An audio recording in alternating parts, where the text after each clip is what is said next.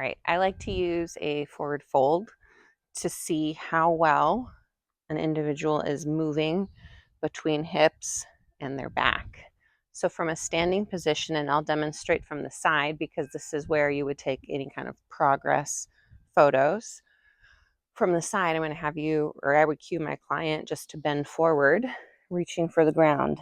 Now, it's okay if there's some bend in their knees. These are just things to take note of. But when I'm down here, or when the client is down here, I'm looking to see, do we bend a lot more from our hip if we're imagining like our pelvis is here, our thigh is here, or do we get more bending into our back? So you'll see that I've got pretty much a lot in both.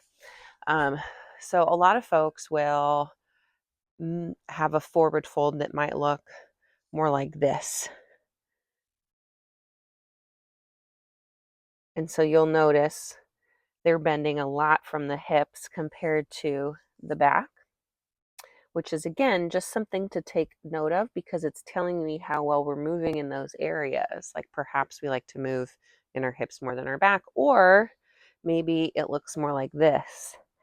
For folks who have super, super tight hamstrings in the back side, they might round a lot from their back, and this is where they're moving, but not really moving here. So forward fold from the side angle, cued to simply reach for the ground. Whatever that end range is, hold, and that's where any sort of progress photo would be taken. And that's a great way to help assess sort of how hip and spinal flexion is progressing in any sort of mobility routine.